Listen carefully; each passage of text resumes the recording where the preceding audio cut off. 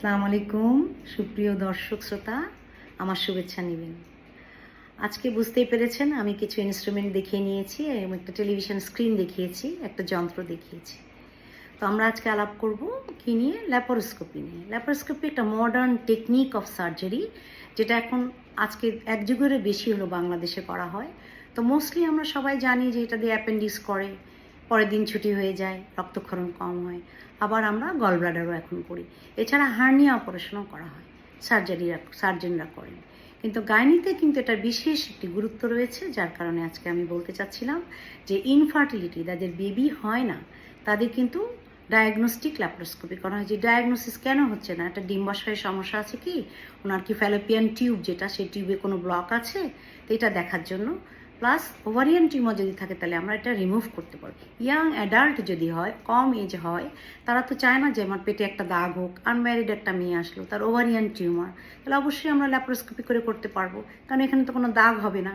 একটা মাত্র ফুটা দিয়ে আমরা ইনস্ট্রুমেন্ট ঢুকাচ্ছি, ক্যামেরাটা, আর দুই পাশে দুইটা ছিদ্র করে, ছোট্ট ছিদ্র করে ইনস্ট্রুমেন্ট ঢুকাই।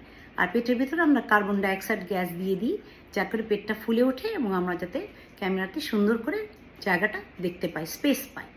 তো এটার জন্য একটা স্পেশাল ডিগ্রি লাগবে, স্পেশাল আপনার একটা ট্রেনিং লাগবে এবং আপনাকে পারদর্শী হতে হবে। তারপরে যদি আপনি কাজটা করেন, তাহলে কাজের মধ্যে কোনো ভুল ভ্রান্তি বা রোগীর কোনো সমস্যা হওয়ার কথা না।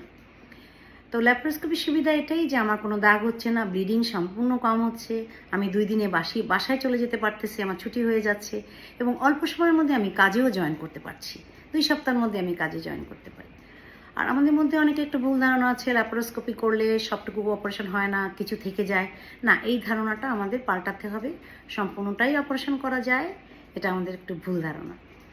আর একটা কথা আমি বলবো, না বললেই নয়, সেটা হলো যে অনেকে আমরা সেলাই কাটতে ভয় পাই, যে আমাকে সেলাই দিবে, তাহলে এটা কাটবো, ব্যথা পাবো।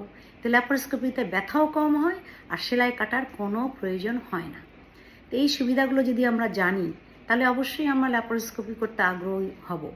সাধারণ অপারেশন থেকে ল্যাপারোস্কোপি একটু ব্যয়বহুল। কেন ব্যয়বহুল? কেননা এটা ট্রেনিং নিয়ে আসতে হয় আলাদাভাবে, এটা যন্ত্র কিনতে হয়, যে যন্ত্রটা বেশ দামি।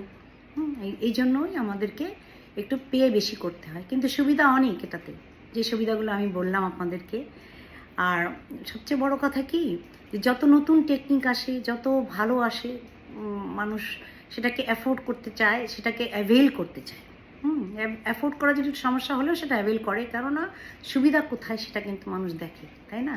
তো ল্যাপারোস্কোপিতে সুবিধা এটাই যে আমরা জরায়ুও ফেলতে পারবো, ডিম্বাশয়ে ফেলতে পারবো, ডিম্বাশয়ের সমস্যা হলে সেটা ঠিক করতে পারবো, আবার ফ্যালোপিয়ান টিউবেও যদি প্রবলেম থাকে সেটা আমরা ছাড়িয়ে দিতে পারবো। তাহলে গাইনিতে ল্যাপারোস্কোপির ভূমিকা অনেক, এবং ল্যাপারোস্কোপি কোনো কঠিন কিছু না, ট্রেনিং নিলে সবাই করতে পারবে। তো আমি আশা করব যে আপনাদের যে কোনো ধারণা যদি ল্যাপারোস্কোপি সম্পর্কে থাকে, তাহলে আমাকে জানাবেন। আর আরেকটা কথা হলো যে যদি আপনাদের কোনো প্রশ্ন থাকে, তাহলে অবশ্যই আমার মেসেঞ্জারে আপনার প্রশ্ন করতে পারেন, আমি উত্তর দেওয়ার চেষ্টা করব।